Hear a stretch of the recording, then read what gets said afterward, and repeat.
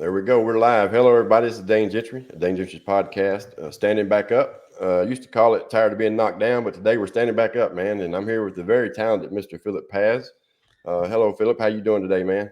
I'm doing good, and I realized we just met, so you wouldn't know, Yeah, but my last name is pronounced Paz. pause. I'm sorry about that. That's And I okay. knew That's I okay. knew that actually, and I pronounced it wrong because I saw it in the thing That's earlier when okay. you That's said okay. I got to tell people all the time, and that's fine because that's what it looks like. It sounds like. you know me with the name Dane, man. I get Dan and Dana and all kind of stuff all the time. Dean. That was a very popular one. Was Dean. All right, Right. man. So today we know we'll get into all that in a minute. But did you grow up there in Oklahoma? Um, I was, I was a military brat, and my dad was in the Air Force, and he was stationed in France in 1961 when I was born. Okay, And so we moved after he served his tour in France. We right. moved to Oklahoma when I was about probably three, and yeah, I've been in Oklahoma ever since. So yeah, I call myself an Oklahoma boy. That's right. I've been in Nashville and Franklin my whole life. I was born in Nashville, actually. Grew up in a little town, Franklin, which is south of here. Um, Nice. so the military it was in your family already. So I guess as a kid, you wanted to go in the military, or was that later in life you decided? Or Yeah, my dad and a bunch of my uncles, a lot of my family when I was growing up was in the military. My dad used to buy me these military books. I remember one in particular called "The Sands of Iwo Jima." It was about the Marines' battle in World War II on Iwo Jima. I also read books about Guadalcanal, and I read books about the Air Force, how the Air Force came to be. I just loved military history, and when I graduated high school, I knew I was going to go into the military somehow. A bunch of my buddies went into the Marines, a bunch of my buddies went into the Army, the Navy, and my dad said, "Hey, if you want to if you want to be treated the best, you need to go in the Air Force." And right, so I said, "Okay." I went in the Air Force, and then he was right, man. I mean, the Air Force. Um, I went in 1980, and I served for 24 years. Uh, Most of it was in the reserves, but I still got to serve in duty stations around the world. And I just retired in 2004. And being in the military it was a fun time for me, and I had I enjoyed it. right. Well, first of all, thank you for your service.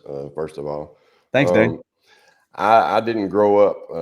Me and my wife were talking about this the other day, and I said, I never really had any kind of dream. Really, I was just kind of, as some people say, dealt a bad hand in life, but not really. I mean, we all come from different walks in life, but I Yeah, never really had a dream until now, and I have dreams now, but I had to get sober to do all that. So, um, 24 years, right? You said in the Air Force. yeah. I did 24 years, and like I say, the majority of it was in the reserves, so that gave me an opportunity to work uh, what I call my dream job. I also always wanted to be in law enforcement. In the Yeah, military, I was in the military police field. It was called security police in the Air Force, later security forces.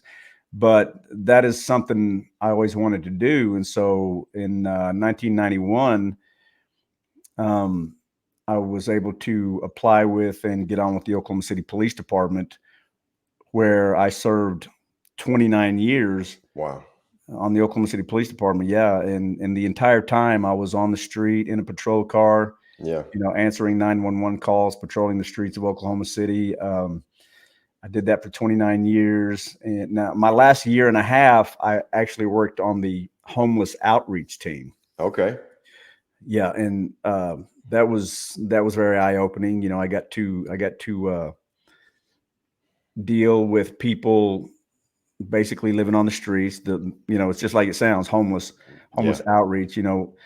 Um, they formed that unit in response to just the increase in the homeless population, which occurring here just yeah, like it is all over the country. yeah, And instead of just showing up and throwing these people in jail, well, how about if we try direct them towards some resources Right. that can actually help them. And there's a lot of in that community. There's a lot of substance abuse. There's mental health issues, and there's just a lot of things that people living on the streets are dealing with.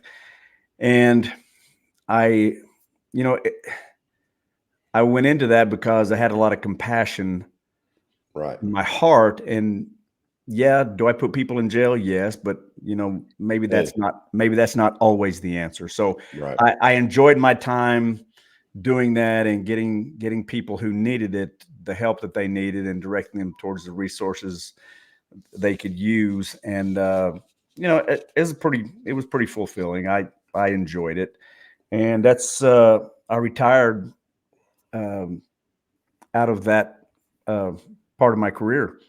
I've been homeless as well. I was a drug addict. I don't know how much of my story but I actually served 21 years in prison, all drug addict related crimes, and Right. there was no help for it in the system here in Tennessee. I can't speak for any other state. That's the only state I know of, and that tells me all about your heart when you said you wanted to help like that, because so many people don't. We overlook it a lot in our everyday world. We see someone homeless, we don't understand that a lot of them are struggling with mental health. That's a big thing that me and Beth are trying to work on now. We're starting some sober living homes, and we're trying to get some for some veterans and stuff too. Yeah. I was in a program one time, and they had a veterans house, and I got to talk to a lot of them guys, and I met a lot of guys in prison, and that's where kind of we have her son is in the Marines now. Nice. And so, that's how it all ties in to me and the veteran things and everything that we're doing there. And so that says a lot, because a lot of people just overlook the homeless, man, and it's bad, and it gets worse every day. But there's some that don't want the help. You can go and offer them all the help in the world that you want, and they just won't accept it. Yeah, and I'll throw out a little statistic. When the homeless population individually, on average, they will refuse offers of help 72 times before they accept help. Wow. And so you're exactly right. A lot of them don't want the help, and I've actually had people tell me I don't want to go to the shelter Right. because I don't want to have to follow rules. Yep. And so, but I think that just ties in with some of the mental health issues that they have. Yeah. Okay, maybe if they were thinking clearly and didn't have some of these mental health issues, they would go, "Yeah, I know I need help. Without a doubt. I accept?" So Yeah. it's such a complex situation. So and I beg people not to look at a homeless person and judge them, at face value, because there's so much going on, There is. in their mind, their mental health issues, substance abuse issues, societal issues. It's there's It's a lot. It there's is a no lot. easy answer. And I got to tell you, when Dane sent me a message on Facebook and asked if I'd like to be on his podcast. Yeah. So I'm like, yeah, I like to do that kind of stuff. I like to be a center of attention. My wife's always telling me to sit down. My wife's always saying, sit down and shut up. But, Yeah. So, I did a little research on you, and, I learned about, 21 years in prison, Mhm. and you had your substance abuse issues, and you're turning yourself around. You have turned yourself around. And I got to tell you, man, I'm one of those guys who looks for inspiration and motivation wherever I can find it. And I have to tell you, your story does just that for me. When I read it, I got kind of some cold chills thinking, wow, that's an inspirational story. And yeah, I every bit want to be on this podcast Thank you, man, so and be much, able to man. share some time with you. Yeah, I appreciate that so much. It was an experience, that's for sure. I'm not one of these people, a lot of people want to blame the police or whoever. I can promise you I was never arrested unless I had a warrant or I had done something to be arrested. And I actually had a lot of good police officers arrest me. I had the Davidson County Sheriff, City Police, or the Metro Police saved my life. I actually wrote the guy a letter from jail and told him thank you, because had he not, he didn't stop. They were giving me the Narcan, and he hit me with it twice, and I didn't move. And he said I wasn't going to give up, man. He hit me the third time, got a little bit of movement out of me, and then the fourth time. And they tell him to stop after two.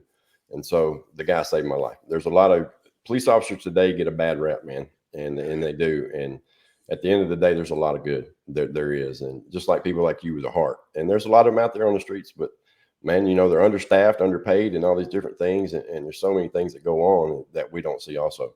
And Yeah, you're exactly right, man. In my 29 years on the streets, I I saw so many people, kind of story similar to yours. And I'll give you an example of that. The Narcan story. I got a call at this convenience store at just off one of our major highways, I-35, that runs through Oklahoma City and 44th Street. And a car had pulled up. Some people dragged a body out and laid it on the front porch of this convenience store, and they left this guy. And as they were leaving, one of them yelled out, he overdosed on heroin. Well, when I got there, I did the Narcan thing. I gave him 2 hits of Narcan, and I mean, when I got, he looked like he was deceased when I got there. right, He looked like he was gone. 21-year-old kid, and I gave him the Narcan twice, and that Narcan is almost like a miracle drug. And this kid, in about 1 minute, he was sitting up and talking, and he was walking around, and he thanked me for what he did, and I said, hey, I don't have any reason to put you in jail. I don't want to put you in jail. But I would love to take you to the hospital, get you checked out, maybe get you research, getting you into some rehab, whatever. right, And he said, no, I don't really want to go.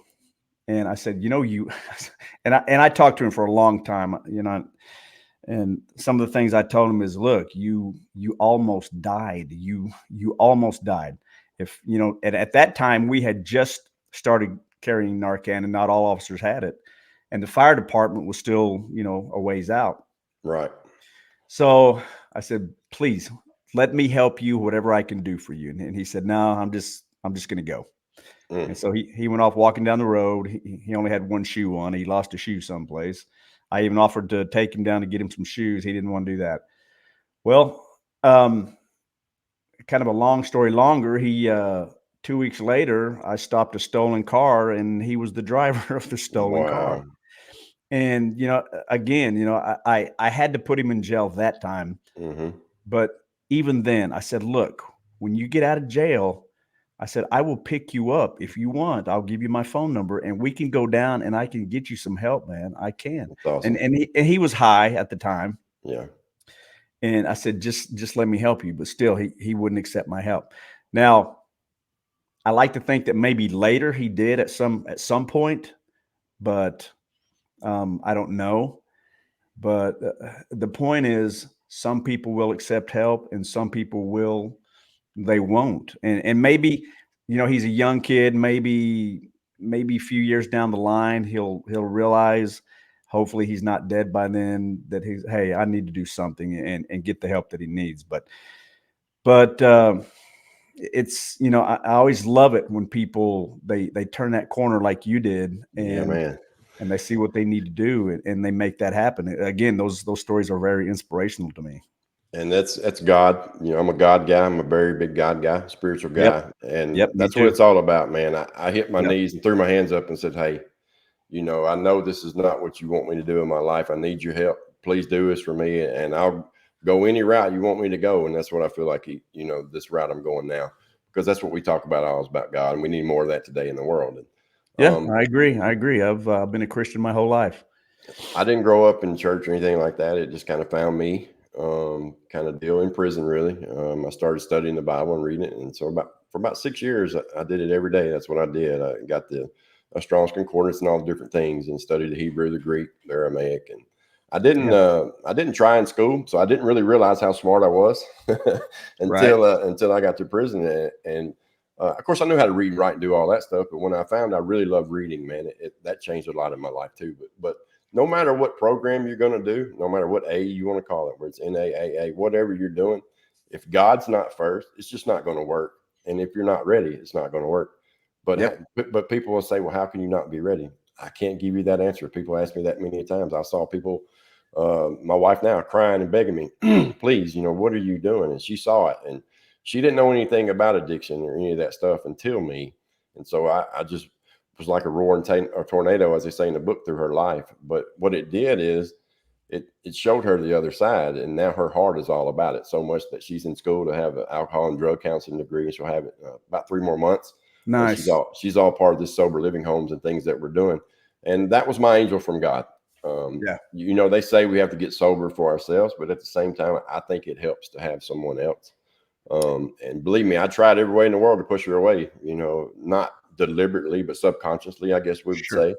And of course, I'd blame everything on her, man. Everything went on was her fault. She's crazy. And it's thinking I didn't fool nobody. Everybody knew I was the one that was messed up. But when you have somebody like that in your life, and you finally get sober, that's when you really start living, man. And you really start loving, and you start loving every little thing. Like me, man, I love to just look outside and look at the trees and just all these different things that you never would have thought that I love to do, and like to talk to people. That's my thing too. I love to meet people, and definitely people who come from a different walk of life, like as you did. Yeah. But what I love about you already is your heart. I can tell. I was going to ask you because you said in one of your videos you did the Toby Keith thing, and you said the first time you heard it, you was responding to a call, and you said, "I love being a cop." And I was going to ask you, why did you love being a cop? But I think you pretty much already answered that. But you can elaborate more if you like. But Yeah. It seems cliche uh, when I say that all I ever wanted to do is help people. I mean, yeah, that's it. That's all I ever want to do is help people. And being a police officer, that put me in the position to do that so many right, times, hmm so many times. I mean, because you you go to some of the, you go to some of these calls where there's children involved who need your help. There's women involved who need their help from an abusive relationship, um, and just people who find themselves in horrible situations. yeah, Everything from I found a 15-year-old girl who was being trafficked there. You know, that's terrible. yeah, we got her some help. Little kids, in abusive homes that I was able to get out of those abusive homes, and it's you know these stories every night when I go to bed, every single night. Because I've been retired for probably 4 years. Let's see, 20, yeah, April of 20. So it's coming up on 4 years now. I uh, I tell people this. I dream about my job and those calls every single night of my life. Wow. Some are the horrible ones, some are the good ones, some are just mundane. I'm just driving down the road and pull up next to my partner and we'll sit there and have a conversation. I have dreams that go from the mundane to the horrible nightmares, but I dream every single night. And you know, and that kind of led me into one of my passions in life is bringing awareness to the tragedy of suicide for veterans, first responders, and really anybody. Because I've Right. also had family members who have committed suicide, and when you have that kind of stuff going on in your mind, like I do, and like so many other people do, um, somebody there's also I always wanted to help people, Right. and first responders, and everybody else, even family members who all they ever wanted to do was help their family or other people, because you don't have to be a first responder to want to be able to help people, but and you can still have these feelings of PTSD, Right. survivor's guilt, anything else that works on your mental well-being. But that's something my situation wanted me to be able to help people um, in that same situation. Some of my posts, I will sing a song that's kind of related to um, people who are going through hard times. Right. And I would tell, I've even said, hey, if you need somebody to talk to, call me. My wife's like, would you quit doing that all the time? But I do. I want to help people. If somebody needs, if they think they're going to do so. I just lost a friend recently that I went to the police academy with to suicide, and I wish to God that I would have known anything, Right. or he would have called me, or I would have called him, whatever.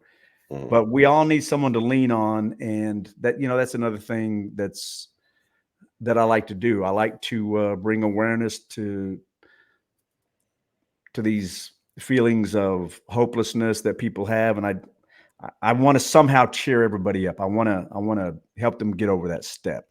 And And I think that, sorry to cut you off. I think you do. I think if people watch your videos and just, you can tell when you're singing, man, that you're just loving what you're doing, and it's like you're trying to get a message out there. And you can see on some of them when you start, you can see the hurt in your eyes, man. And you know the songs I'm talking about, like "Drink a Beer." That song, we'll just use that one as one. And I lost a nephew to suicide too, 3 years ago now. mm, No one had a right. clue. It was just out of the blue kind of deal. And it's been longer than 3 years now, a little over 3 years, I think. So it is bad, and people won't talk about it. I went through a stage of suicide myself as I was battling the last of my addiction. I was done. And I felt like that no one cared, but I knew that Angel did. And I'm talking about Beth is who I'm talking about, and she was the one that I didn't want her to get that phone call. That was kind of my fear. Mm, But I was there, and I was sober. I'd been sober for, close to a year. And all of a sudden I woke up one morning, man, I was a different person. I mean, everything changed. I was just didn't want, I was running a business. I'd started an appliance business at the time, a successful business, and was doing well. And I just woke up one morning and told her I didn't want to be in a relationship no more. I'm going to go on and on. And from the outside looking in, you would have thought I'd relapsed when I was back on drugs, because it was the same signs, man. I wouldn't eat. I stayed in a room all the time. I would sit in my car in the parking lot for hours and just sit there. And then finally, she's like, "You've got to do something." And I again could see the same hurt and worry in her eyes as when I was doing dope. And I finally reached out and went to it. And I had an amazing doctor, and the rest is history, man. And I was on medication for a little while. I don't have to take it anymore, and that's all God too. But we need more people to talk about it more. It's like be yeah. on these platforms and different things. And Mm, if we do that, people realize, hey, man, it's not weak. There's nothing weak about it. no, There's nothing weak. And I think that's what men, tend to feel like.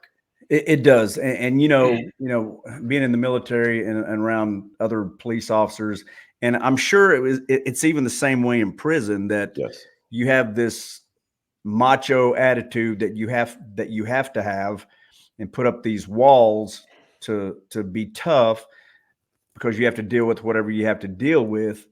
And to show a sign of weakness, say, hey man, I need some help, you're going to be ridiculed. Without a Okay. doubt. I saw it in the military. I saw it on the police department. I actually saw soldiers and police officers make fun of people who had these issues, and were lashing out or reaching out for help. And that's something that we have to overcome, because that, and I even let it affect me.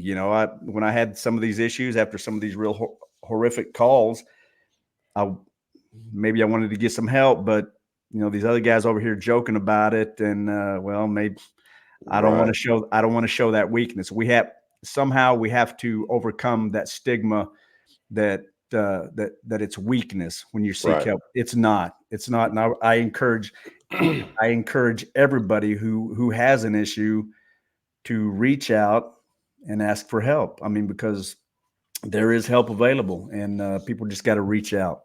Yeah, we do the same thing. I put my email address and stuff on all the time, and I tell people all the time. I've done a lot of audio podcasts. I'm just now doing the video ones, and I'd always say, please reach out. You know what I mean? Please, and Beth would put her stuff on there, because that's really all. In a lot of cases, that's really all they need. If they'll just make that one step and reach out, you're going to get nothing but love back, man. It's not going to be that way, but you're right. And see, and for me also in prison, what I saw was what they would do is just heavily medicate, and Ah, so the person would be just like a zombie. And that's what I was afraid of. I kept saying, man, I got off drugs. I went through all this dental stuff and no pain medication. I didn't want to be on any kind of pill. And I finally had to get past that. And that took a really good doctor and stuff like that. But so don't fall into that stigma either. If you've been in prison and saw that side of it, that's a very sad thing, man. I mean, that's what they do, and they get no help. It's that seems like it's industry wide sometimes, but because I went to the VA once, and because I just wanted to talk some things out. Yeah, when to talk to a counselor, and that's all I want to do. I just want to talk some things out. Well, when I left, she had written me 7 prescriptions. And I was like, that's not really what I wanted. I mean, right. And I didn't fill the prescriptions because I didn't think, that's so to go along with your. Sometimes they keep you over medicated. That's a good point. That's a good point. But the thing is that at first they really don't know. They're just trying to, because it takes a little bit of time for the medication, that type of medication, to work. And Right. so it's really a trial and error. Just give it a chance. Yeah. I did, and they hit me right on. They can do a test now too, and do a blood test on you and kind of figure out where you're chemically off some and try to help it. But they hit me dead on. I was on one medication, and that was that. And the only thing about it was causing me to gain a bunch of weight, man. I was drinking so much milk and cereal, and I was gaining so much weight. And I said, man, I got to do something about it. But yeah, some people have to stay on medication. I don't want anybody out there to think that what I just said discourage taking medication. When I was working and I used to help people get their resources, that was one of the things that I would ask them. I said, are you taking your medications? Yep. Yes or no. Or, I'm out of my medications. Well, let's go get your proper medications. And I would try to help them out, get their medications. But that was my thing. And I'm not going to say that I didn't take any of those medications, right. But it's just the fact that I went in to talk to somebody and they gave me a prescription for seven medications. And, I've had to, and I still take one every day, but yeah, I don't want anyone to misconstrue what I'm saying. Yes, medication does help you, and stay on your medication. Stay on your medication. That's the thing. Beth a couple of years ago, she wanted me to go and see some people. And this was before, no, it's been longer than that now. It's been probably about 5 years ago. And so I go in there and the guy diagnosed me in like 3 minutes with bipolar and depression. And I was like, I've never been a depressed person in my life. But this guy was a professional. I was not. But of course, at the time, I had the whole attitude, tough guy and all that stuff. And I was getting high. And I got up and walked out. All he wanted to do was prescribe me medication. I would give anything to go back and had listened to this man, because he knew what he was talking about. He knew what was coming. Because in sobriety, that's the thing that happens. When you're on drugs, we don't feel anything, man. Life's happening, but you just don't feel it. You know what I mean? Things happen and it just goes away. So when you come off of drugs, you'll be on this pink cloud. Everything will be fine. And then the bottom drops out and you have to deal with stuff. And so a lot of that comes along with mental health stuff. And there's a lot of addicts who deal with it. And they think that, we'll take Suboxone for example. Suboxone's a big thing now. I'm not for it, not against it either. It's up to you. If it keeps you sober, I'm all about it. Right. But don't think that's enough is what I'm getting at. And that's what people do a lot of times. They won't work a program or different things like this. And I tried all that stuff and it didn't work for me. But it does work for many, many people. Yeah. That's, I mean, when I was working, I responded to so many calls, mental health calls, because I was a CIT officer as well. And I was CIT, trained. what does CIT mean? I'm sorry. That is crisis intervention team. Okay. All right. So, I went to school to learn how to, assist people in mental health crisis. And so I got a lot of calls to those type of situations. And a lot of times the family would meet me and say, he's off his medication. Yeah. Okay. Yep. And it's like anything else. People, I had that RSV stuff a couple of months ago, and they gave me these the steroid pack and the antibiotics and whatnot. Well, you take about half the steroid pack and half the antibiotics. Hey, I feel great. Right. And my wife's like, no, you have to keep taking it. You Taking it can't stop. all. You Yeah. can't stop taking it just because you feel better. Right. It's the same way with people on these on this medication.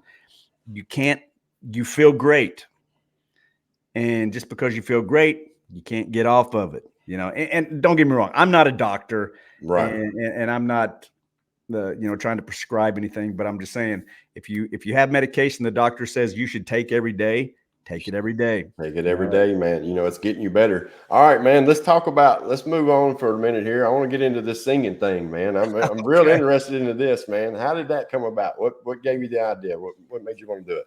Well, it's funny. I've always been a singer, like not appearing places, but Right. just if I'm in the backyard, I'm singing and throwing my hands around. If I'm in the shower, I'm singing a song and blah, blah, blah. And so, whenever the smartphones started getting uh, popular, I had an iPhone and I was looking through the apps, and there was an app called is a little karaoke type app, and Right. you download it, and it's got thousands and thousands and thousands of songs on it, and you can put some headphones in and look in the camera and sing along with it, and it makes cool little videos. Right. So in 2018, I want to say it was like July 2018. I came home from work and I was sitting in the driveway, sitting in my police car, and I was scrolling through these songs, and I saw a song that said "Easy," like Sunday Morning, Mm-hmm. by Lionel Richie. Yeah. And I'm in uniform. I'm sitting there, in my driveway, and so I do a little video of this "Easy" song, and I uploaded it to my Facebook page. Well, it got 8 million views. Wow. I'm like, Wow. wow, people are really hard up for entertainment. So yeah, I got 8 million views. I mean, Lionel Richie himself gave me a shout out for it, and I thought, you know what, that's really fun. And so I just started making these videos, putting them on Facebook, and gosh, man, they became pretty popular, and I've got like, gosh, I don't know, about 730,000 followers. Yeah, I saw. Yeah, you got a lot. Yeah, you And do. it's just because I'm having fun, and it's amazing the technology that we have today. You know, 30 years ago, 20 years ago, you have to go into a studio if you want to Right.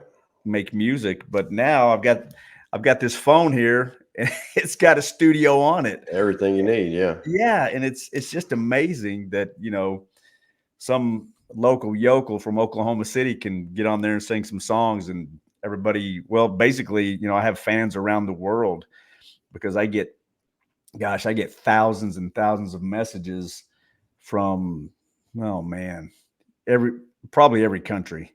Yeah. And it's really fun, and it gives me an outlet and a highway to kind of show the world, some of my stuff, like how I care about, mental health issues. Right. I'm able to, reach veterans and people with, certain types of issues. And I get a lot of messages from people that say, hey, I listened to your stuff. I listened to this song, and it made me, I was thinking about doing something, but now I'm rethinking that. And I'm like, wow, it's a powerful tool that I'm able to have to help somebody like that. You know, I get a lot of messages from people that say, I lost my husband, or I lost my son who was in the military, who committed suicide, or he was killed in Iraq, or whatever. Right. And some of your songs help me cope with that. I'm like, Right. wow, a lot of times these messages, they just make me bawl, because I'm like, I'm I'm a nobody, and all I did was post some songs, and it's affecting people this way. Thank you, God. Thank you. That's right. That's what I was going to say. You're somebody. You're a messenger from God. That's what you're doing, and that's what someone told me about my podcast. Said, keep doing, because I didn't edit it. I don't edit anything. Like what Right. is said is what I put out, and people are saying you're helping more people than what you realize, and that's the whole plan, man. That's what it's all about. And that's what I was wondering if you were channeling out emotions and different things that you have to deal with yourself on a daily basis from your career Yeah. through that as well.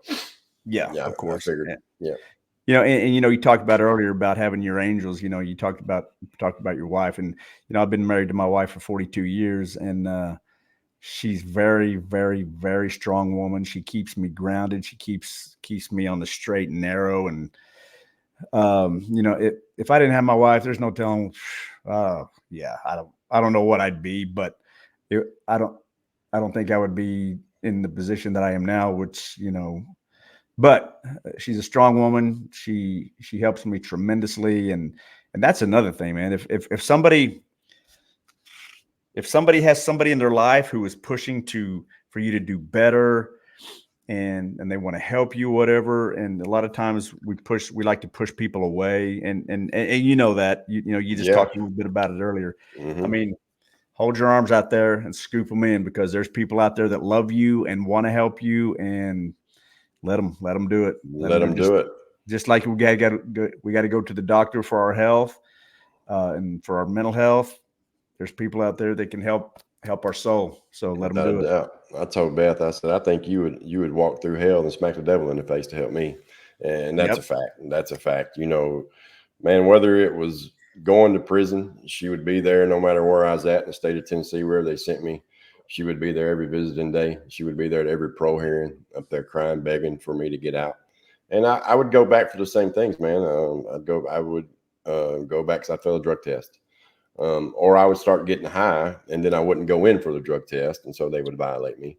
I haven't had any new charges since 2012, so it's been a long time, but I just had to finish up the sentences. And again, I'm not like putting any fault on anyone, but I never got some chances that other people got. As treatment and stuff come along, I never got the opportunity for any of that. It could be because I'm a 25-time convicted felon, all nonviolent crimes, all drug addict stuff, theft and burglary and forgery. And forgery was the last thing. But again, I deserve to be punished. Don't get me wrong. I don't feel that I needed to do 21 years of my life. However, it was my fault that I did it. It was no one else's. I'm the one who kept getting in trouble. And that's something that a lot of people have to get over. And with so many different things in life, man, you got to accept, man. You got to accept responsibility. And I didn't do that for a long time. And Beth used to say it to me, no, it would make me mad when she'd say that, because she was right, and I didn't want to hear it. But that's what we have to do. We have to accept what's done, move on from it, and go on. There's going to be people that's going to always look at you saying, that's okay, man. That's life. That's what's going to happen. And then there's other people like you are going to say, hey, man, you're such an inspiration. And just like you, I need to hear them things too. That's the thing about drug addicts. We kind of, when we're sober, we like to be patted on the back too. And when we hear them things, and when people say, hey man, you're helping me. And that's what all this stuff's all about, man. And I see it going places. I want to get into, my goal is motivational speaking, man. That's what nice. I want to do. That's where I'm headed. That's my goal. And I want to write a book too, man. That's kind of a thing, because, I was the whole gang member. I was all that stuff, everything. And from a young age in there. And, PTSD, man, that word, I just don't think I have. I probably do. Because I did see a lot of things and stuff that people shouldn't see. And again, that comes with medication. Luckily, I didn't have to stay. I would have stayed on it. Don't get me wrong. I would have took the stuff the rest of my life if I would have needed to. Right. But when I saw how much weight it was gaining, we talked about it and we eased off of it. So, all right, not only singing, man, let's talk about the acting. You got some acting stuff going on. Yeah. The way I got into acting, so I've got 2 boys and a girl. Of course, they're all grown up now. My second boy, he's in LA right now, and he does photography, editing, and he's in that business and in the entertainment field, behind the camera stuff. Okay. Well, he came home to visit before Christmas in 2011, I think it was, and he got a new camera. Right. And my wife and I are kind of outside doing some stuff, and he comes out and he says, "Hey, Dad, I'm going to test out my camera. Let me take some pictures of you." All right. So he's taking pictures of me and his mom. And he said, "Let me try out the video." And so he turns the video on. I remember it's a Canon 7D camera. I'll never forget You it. remember it? Yeah. And he said, "Say something." I said, "Well, what do you want me to say?" He goes, "I don't know. Just say anything." I said, "Well, hang on a second. I had an idea." So I went in the house and I wrote this little 5-minute monologue about a combat soldier with PTSD come back home with some problems. And I did this little monologue for him. So he's looking at his camera and he said, that's not too bad. And Okay. he said, "It's not that great, but it's not too bad either. You might want to think about going to taking some acting classes." And I said, "Acting classes?" He said, "Yeah, just try it out, see how you like it." So for Christmas, he got me some acting lessons at this local place here in Norman, Oklahoma. And so January 12th, or no, January 3rd, 2012 was my very first acting class. And man, You I loved was it. I was hooked. Wow. It was a 6-week course, and I was hooked. From then on, that's all I ever wanted to do was be an actor. And so, like I said, I did. So I just kind of acted part time. I did some local commercials, and right before I retired, I got my first national commercial. I was in a USAA commercial, Okay. and I mean, it played everywhere Wow. for like 2 years, and it actually it still plays to this day. That was 2019. Yeah, and you can still see it every once in a while. But I mean, it played heavily for 2 years, and so now I have an agent, and I have my little home studio set up here in my man cave, and Right. she will send me auditions, or I will find auditions on my own, and I'll knock the video audition out, send it off. And that's a good thing about technology these days. You can send a video audition to a director on the other side of the planet in 30 Right. seconds. It's so you don't really have to actually live in Los Angeles or these bigger markets now. Right. You can live anywhere and just send video auditions. So that's what I do regularly is I get these video auditions and I knock them out and I send them off. I just did a couple today before the show, and but it's so competitive. It's just waiting for that one, to see exactly what they're looking for. Okay, this guy, yeah, he looks like the one we want to use for our project, whatever. But it's just so competitive. So the roles are kind of few and far between for me. I mean, there's some people Right. that book all the time, Right. but trying to build up that name and taking acting classes, and I take Zoom acting classes with teachers in New York City and Los Angeles, and I'm working really, really hard to make the acting thing work, and it's going to happen. It's just kind of slow going, but I'm dedicated and motivated, and I'm going to make it work. But I have a You lot of fun, memorizing lines and shooting my video auditions. But yeah, so that's kind of how I got into that. that positivity, man, you just said right there, and that's something that everybody needs to. That manifestation, that's a real thing, man. Yeah. Um, we was talking. I told Beth yesterday. I said, 5 years ago, if you would have told me I'm gonna be on the other side of a microphone talking to people and on camera and all that, I would have told you you're crazy. There's no way in the world I would have done it because I was very isolated, institutionalized, if you will. I spent 9 years in isolation, which they call max, which is 23 and 1. Locked in a 6x9 cell for 9 years. So Wow. 4 years, 3 years, and 2 years. And when I got out the first time, the longest stretch I done was 12 years. And when I got out the first time, I wouldn't even go in a store. I wouldn't even go into a regular store. And my brother, I was with him and I needed something to drink. And he was doing some heavy equipment repo. And we pull up at the store and he's like, I was just sit there and he's like, I thought you wanted something to drink. And I said, man, there's no way I'm going to go in there. And so, but that was back in 2012. So I've come a long way since then, but still, I Good. never really thought I'd be doing this, but it's all God. because Yeah. the moment that I had a dream about podcast, man. I woke up and I looked at Beth and I said, I know what I'm going to do. And she's never been anything but, okay, you can do it. I started a business one time and because I felt that I couldn't. It was successful. It was a lot of stress on me. That's why I kind of shied away from that now. But I knew what I was going to do, man. And the moment I got the equipment and all that, man, it was like I was right at home. Like it was just, and so that's how I feel. That's how I knew, like God. That's what God's want me to do. Just like you with acting. When you Yeah. said you had that first class and you were hooked. You were in love with it. Have Yeah. you've been in some movies though, right? Or no? Yeah. Yeah. No, I've been in some movies. Yeah. It's a lot of gosh. I mean, nothing real big like anybody would know. I do.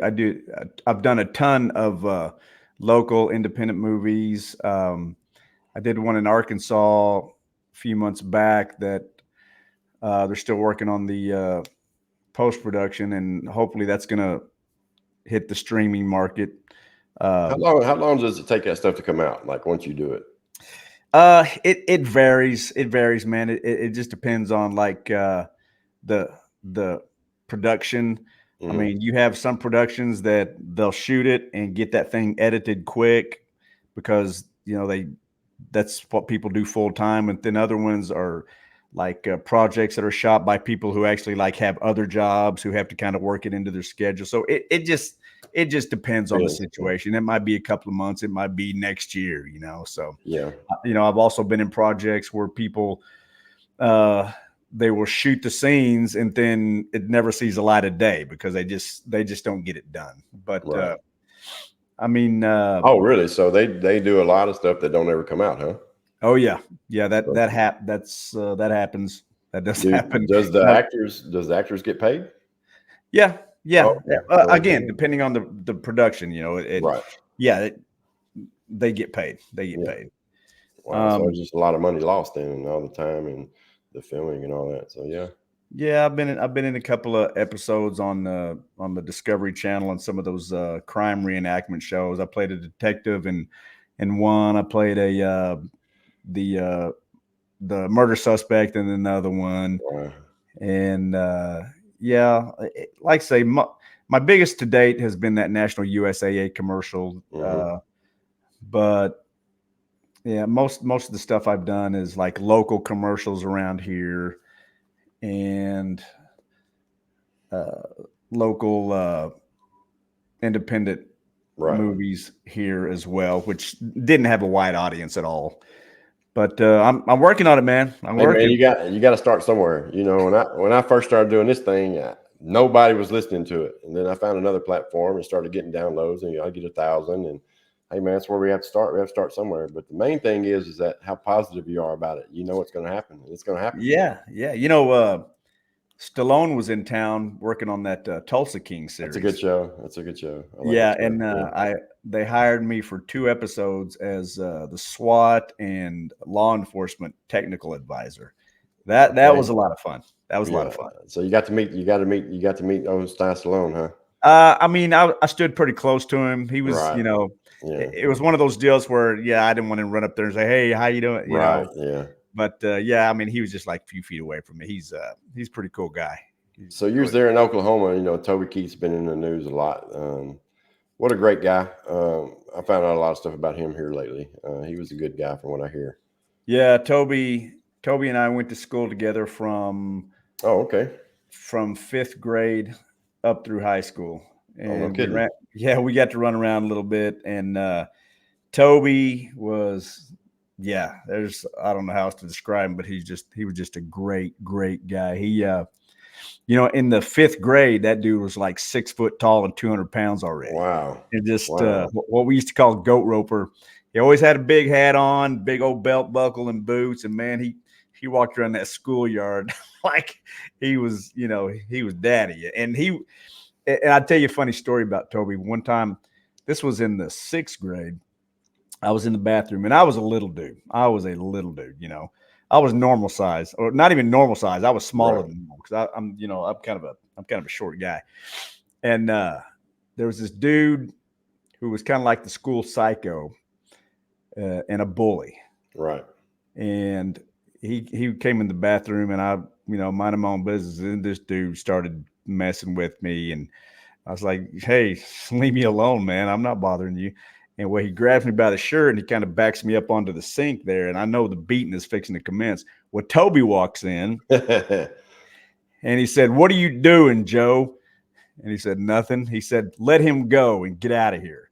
So school bully let me go, and he shot out of there quick because, I mean, like I say, Toby was like 6 foot or bigger, 200 pounds. And he's like this. He walks around like this all the time. And I said, "Thanks, Toby." He said, "Yeah, you get out of here too." Way back then, did he think country music was going to be his way? No, he never. I personally didn't ever hear him talk about that. Now he was in the band when we got in junior high, and he played football, and he was in the band, and he played like the tuba or the trumpet, something like that. Wow. Yeah, and so that was the extent of the musical thing that I knew about. And when we got in high school, I didn't know he played any instruments. I mean, we kind of ran around a little bit and had fun, drank beer and whatnot. But I didn't know until about the our 10-year high school anniversary, or our reunion, I mean. And I said, "Hey, what are you doing these days?" He said, "Well, I'm in a band and we play, here locally and whatnot." I'm like, "Oh, okay." And I remember once when I was talking to him, I said, "Hey, man," and I told him I was singing at a local place here in the city every now and then. He said, "Well, come on up one time, and we'll let you sing a few songs." I said, Yeah. "Okay." I never thought a thing about it, so I never did it. Wow. Yeah. What could have happened? You never know. Yeah, you never know. You never know. But you had to go through. You had to live the life that you had to live, and Yeah, now you're. exactly. I mean, I'm like you. God has a plan for us, Yes, without a doubt. and Without a doubt. that wasn't part of the plan. No, Who knows? that's what But people ask yeah, me. Toby was a good guy. He did like 12 tours around the world in Yeah. war zones for the troops, and he loved veterans, and he was a good guy. He's going to be missed. He's going to be missed. Yeah, he is, man.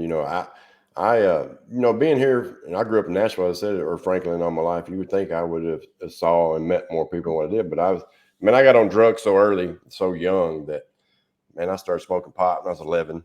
I mean, and was just drinking and already drinking. And at the age of 15, I was a full blown opiate addict. I had an accident when I was 11. I was walking home from school and I got hit by a truck, and it about took me out, man. They called the family in and said I wasn't gonna make it, but I did. Pulled through, and that's what led to me knowing I was an addict. At the age of 15, I had to have this bone behind your ear called the mastoid. It had to get drained out where I had an infection so long from where it exploded my eardrum, and they gave me a Vicodin ES pain pill, and I can still remember it like it was yesterday. The feeling that I got from it, and that's where it all started. And so I didn't have much of a childhood, man. And so, like I said, I didn't really know what talents I had or didn't have or what I wanted to do. And it took all this time to get there because I just didn't, man, I can't even remember anything real fun, or anything like that. And it's kind of sad to say, but I have fun today. I have fun every day. Good. Life couldn't be better for me today. Success is each person's own individual deal, whatever success is for you. And mine is waking up every day and not getting high, man. That is the most amazing thing ever. And it's really amazing to say that because that's what my life was all about. I never thought I would even quit smoking pot because I would try to get sober and I'd say, well, I could see Best Blood Boy when I'd say it. I'd say, well, I'm gonna smoke a joint. And oh my God, you talking about a wet hen mad. Oh my goodness. Because she knew what it was going to lead to, and then I finally got to where I didn't want it either. And God removed the obsession from me. I'm very blessed in that. Everyone's not that blessed, or maybe they don't try as hard or they don't believe like I believe or whatever, but mine was completely removed, man. I don't have any dreams about it. I don't think about it. Only time I think about it is when I see someone and my heart breaks for them, when I see someone struggling. And it's kind of a catch-22 because it's like my heart is there, but on the other hand, it's like you got to help yourself, man. You got to help yourself, or woman. You have to help yourself because drugs have never been any good, but man, they're really not any good now. You know what I mean? It's Right. this fentanyl stuff is just taking people out in record numbers, and Yeah. you got to figure it out. But you have to do it. You know, whether it's treatment. But the best advice I can give you is God. Hit your knees and really cry out to God, and you'll be amazed at what happens. Yeah. Well, I gotta tell you, Dane, you obviously you had to live the life. We all do. We have to live the life that's given to us. But I thank God that you're sitting where you are now, alive and healthy, with your woman and your family. And again, very very inspirational to me. And Thank good you, for man. you. Yeah. Do you have any programs you work with on the veterans? Anything you want to mention, talk about? No, I mean, I would encourage anybody who and I talk to veterans all the time about this, and everyone as well, that if you have something on your mind that's weighing heavily, regardless of what it is, go talk to somebody. Yeah. Go talk to somebody. The mental health. People can. You do hear bad stories about the VA, but my personal experience and some of the other guys that I know, their experiences have been great with the mental health office at the VA.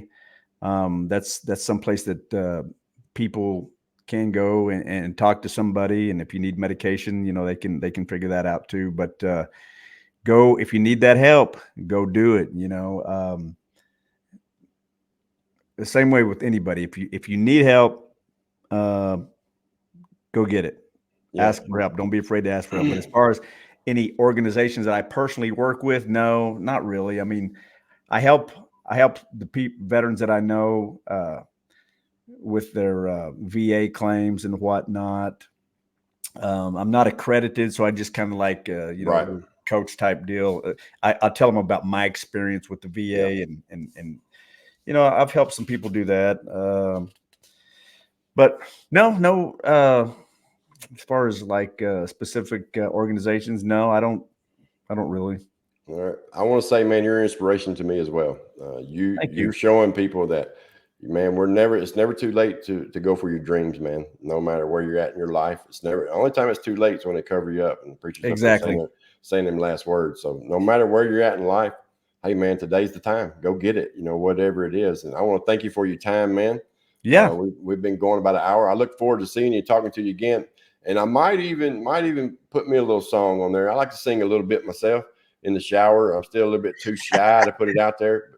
We Hey, might try do it, man. do something Do it. sometime, man. But again, thank you so much, Philip, for your time. It's been an honor to meet you today, man, to talk Yeah. to you.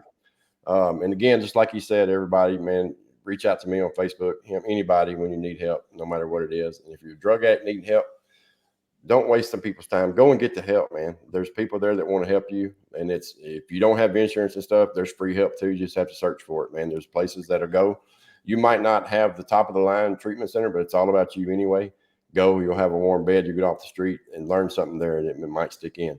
Again, thank you again, Philip, man. Thank everybody else that's watching everywhere. This is Dane Gentry's podcast. God bless, man, and wish all blessings on your family. And I'll see you in a movie, man. Just send me a message when you get that role. Let me know. I will. All Thank right, you, man. Dane. So nice to meet Thank you. you, man. You as well, buddy. See you, man. All right. Bye-bye.